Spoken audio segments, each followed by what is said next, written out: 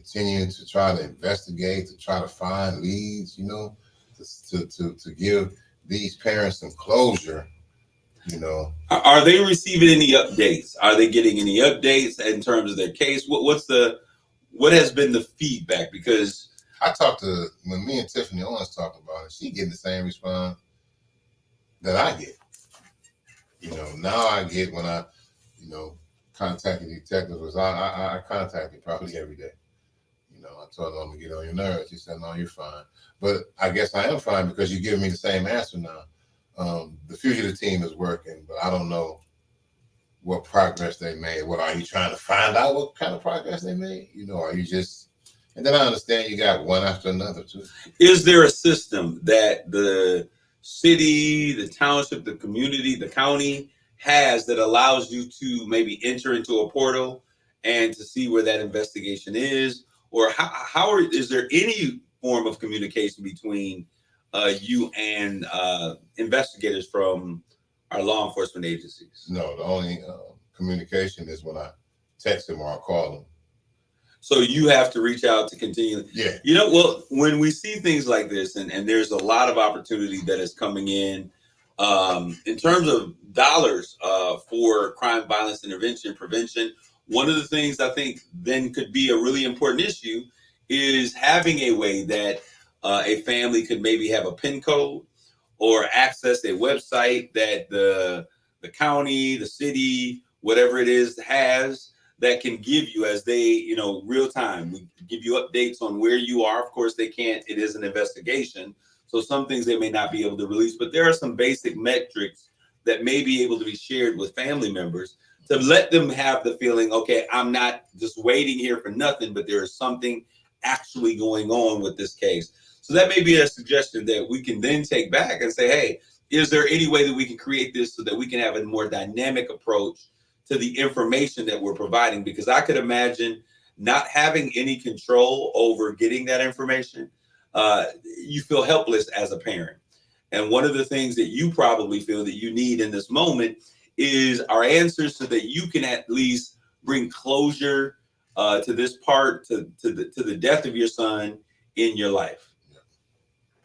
Would you agree with that? Yeah. I just want to look him in the face and ask him why. Why? And I want to have my grandkids standing right there so you can see, the lives that you destroyed and just why. What was so serious at that moment to do that and to destroy not only your life, but these kids as well. And like I said, I began to be able to pray for them because, I realized that God's leg back is going to be harder than mine could ever be. Yeah. I want to ask you, because you're different from a lot of family members who have suffered violence, in the fact that you have been sharing and chronicling your journey in a public forum. When you are hurting, I've seen you post it online. When you're having a moment, you're posting. Why is that? What does that do for you when you're sharing that you're hurting? When you're sharing that, hey, I'm struggling. When you put the call out, hey, I need you to pray for me. This is what does that do for you? It's like an outlet, a reach out. And my grandmother always said, you be careful who you ask to pray for you. Right. You know what I mean? But when I reach out, I don't worry about those who may prey on me. I'm reaching out to those that I know that care. I have some mentors, and then I'm also, for other parents that are still going through it, let them know that I'm going through it. I feel your pain. I feel where you're coming from. And when I pray, my prayer is an intercessory prayer because I'm praying for them, for their closure, for their healing, as well as my own. I actually pray for them, others, more than I do myself, because eventually I'm going to be all right. Absolutely. I want you to know that there are people. I'm praying for you. I pray for you every time you leave here, because I know the tendency is going to be you open up, and every time you open up and you share and you make yourself vulnerable in that area, that wounded space is being exposed. And so my prayer is that as you expose it, that God would fill that void that exists there for you, because it's a very tough situation. My sister Linda Napier, she just tuned in. She just celebrated the birthday of her grandson, Dominic Wilkins, who is almost like a poster child for our help organization. And so he's been gone for a little bit now, but she keeps his legacy and life alive. I would advise you to do what she has done. She's found a place in the community that she can then harbor and bring other young people into a safe space. So she brings all of Dominique's friends, both male and female, into our help sessions, and she is putting a hedge of protection around them. And that's what it's really going to take. Parents who have been impacted, who understand the pain and the sting of losing a child, being bold enough to put their arms around other individuals. Wes, there's a lot of love that you had for your son. That love doesn't die. So what do you do with that love? You have the ability to take the love that you had for your son and now target other young men like your son who are yet here, and to put a hedge of protection around about them. When you look at what the work that you've been called to do, how would you define what it is that you, now being a survivor of gun violence, how do you see your future? What is the future have in store? What are the things that are come to heart in terms of how you can help move this agenda forward? I want to be a voice.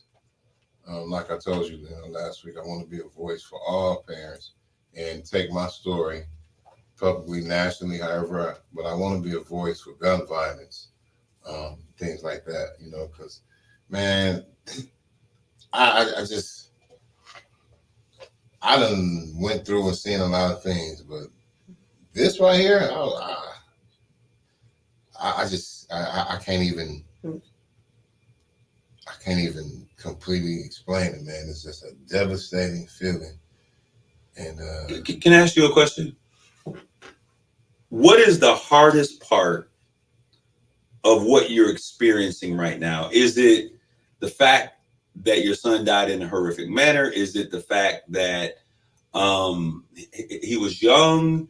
What is the issue that is the thing that really comes to mind, comes to heart on a regular basis that makes it really difficult to swallow this pill?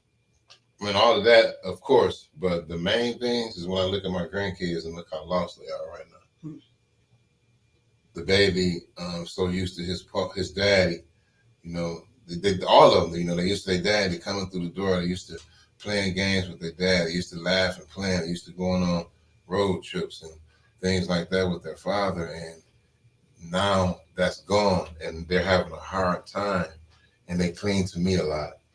And so that's what keep me going. Yesterday I had 7 grandkids at Chuck E. Cheese. I thought I was losing my mind. I thought I was gonna lose my mind. But when I looked at the joy that was in their eyes and how they, was happy, and that's what it's all about. And so that's what I'm, from this point on, I'm 52 years old. That's what I'm living for the rest of my life. Getting through the days are very easy. From my experience in dealing with loss, not the loss you have, for most people, that grief during the day tends to be kind of a bearable thing. Let's talk about the silent nights. Let's talk about when the people are gone and there's no longer the fans, the friends, the people that are checking on you, and you're at home and the lights are out and it's time to lay down in that bed. And I have to ask, would you be willing to share with us what becomes a struggle at that moment? I can't imagine what that must be like. It was a real struggle in the early days of it. But the more I call on the name Jesus, the more I pray at night before I lay down. And if I have trouble sleeping, I'll say a prayer, and I'll become to be able to be okay slowly. But I pray and talk to the Lord, man, because that is the best person to talk to. I've learned that. I believe that. I'm going to stand on that. And that's what I do. Man. At night, when I lay down, I'm serious. I'm talking to the Lord. I had a conversation. I was talking with Latrice Thomas, the mother of recently slain Quincy Jones, and they had a balloon launch for him just the other day. And while we were going, I mean, there were literally about 150, 200 people that showed up for this balloon launch for this young man. So just as I'm sure you understand that there are other people that are hurting, that are mourning, that are going through along with you. And in this particular situation, as we were going to the balloon launch, I turned to her and I was looking at the faces of all of the young people who were broken and were crying. And I said to her, I don't understand how people who don't have faith, how they deal with these issues and the loss that exists. How important has your faith been to you traveling step by step down this journey to what I would consider is some form of recovery, trying to recover some sense of peace that's been rocketed and shaken by senseless gun violence? How important has your faith been? It's been the number one, the most important thing, because if I didn't have faith and believing that he will take care of everything, I'd have been taken into my own hands. But because I believe what he said in his word, that he's going to take everything, and I believe that he said, vengeance is mine. I believe when he said, call on me and I will be there. I believe that. And so that is what I've stood on. But I say it again, if I didn't have faith, I'd have been doing some things that I know that are not right. So I'm going to stand on him. What scriptures give you the most strength? There's some people out there that are listening, and you may not realize you were saying that you wanted to be an advocate for other parents who are suffering. There's not only parents that are suffering, there's girlfriends, there's fiancés, grandmothers, cousins. An entire community is riveted when we have gun violence take away one individual from our community. And so the question that I would love for you to share on today, what are the scriptures that come to mind that help you every single day as you march out this new normal that you're experiencing in your life? What are the words, the scripture? If the word is important, what are some of those key scriptures? Psalm 23. Yea, though I walk through the valley of the shadow of death, I shall fear no evil. And I know that he's going to be with me. So I stand on that. And I'm going to keep standing on that. And it ain't easy. It ain't easy at all. But when you know the Lord, God gave his only son that he had, and he was crucified. So, with that being said, I'll continue to be a voice and continue to be Pawpaw, and just keep standing on the Lord, and everything will be all right. I want to make sure that we do something, Wesley, that we haven't done in the previous shows. How can people connect with you? If people were interested, there's another mother, a cousin, a grandmother that is dealing with the same issue that you're dealing with right now, and they are lost. I remember my good friend Tiffany Goodman, who's now down in Atlanta. She said she ain't fooling with you Saginaw folks no more. Shout out to Tiffany down there doing great things. She was just saying that she was in this abyss, this abyss where she couldn't understand what she was feeling. She couldn't get her feelings together, her emotion. How can people get a hold of you? If someone says, you know, I'm struggling and nobody understands because you haven't gone through what I'm going through, but there's a parent that is sharing their story, how can they get a hold of you? What would be the best way for them to contact you? I'm Wesley Willis on Facebook, the champ. They can inbox me. My number is 989-326-4087. You can always reach out, call me. If I don't answer, leave a message. What it's about, and I guarantee you I will call, even if you just want to pray or anything. But that's how to reach out to me. Now, I'm going to ask you a question as a brother to brother. Yeah. Have you thought about counseling of any kind? Yeah. Whether Christian counseling, whether it's secular counseling, where is that playing in? Because sometimes Black men don't want counseling. We don't want to talk to them. We don't want nobody in our business. We got this. We can handle it. I'm Superman. But have you considered counseling as a way, just talking it out? Yes, I have. I just haven't made up my mind yet. I've had some family and close friend. My close friend, that brother Arthur's Andre Miller, talked to me about it. He has someone. Um, Lois Robinson is my mentor, Shiloh Baptist Church. So yeah, they've talked about to me about those things. And, my daughters have as well.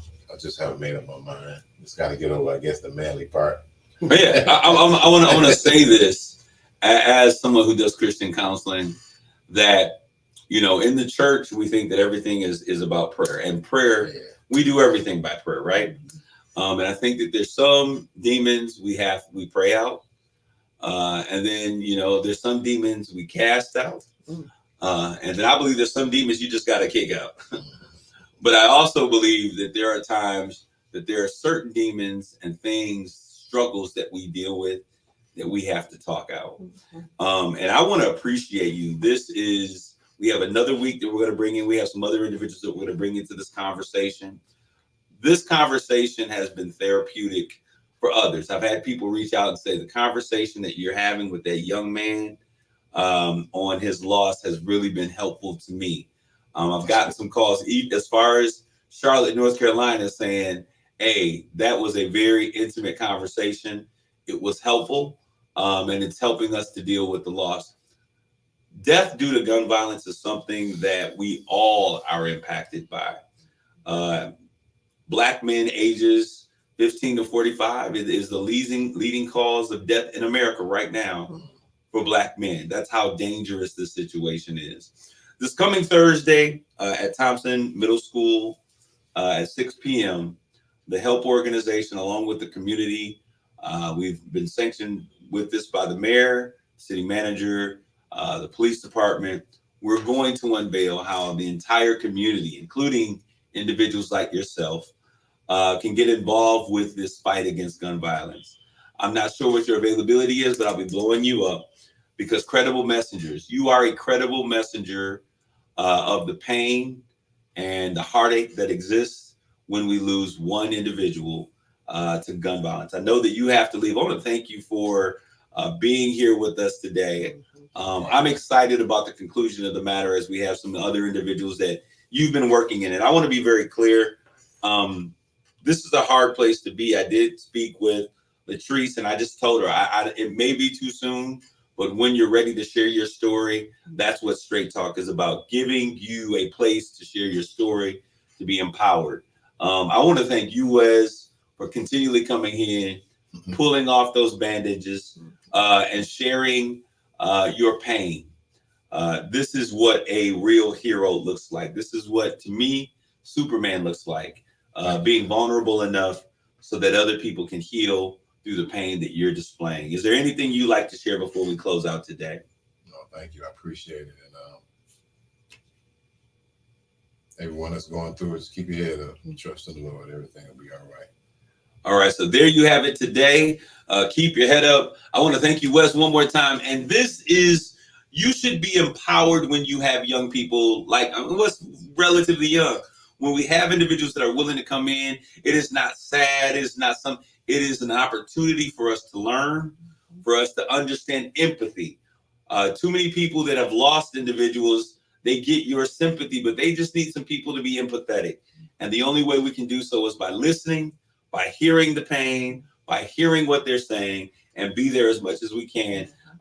We see Ruthie Monroe out there, let the assembly of violent men to be exposed and cut off, Psalms 86:14. Deliver us from violent and bloodthirsty man, Psalms 140:1. Please pray these scriptures. Thank you for out there, my brother Terry. Shout out to you once again.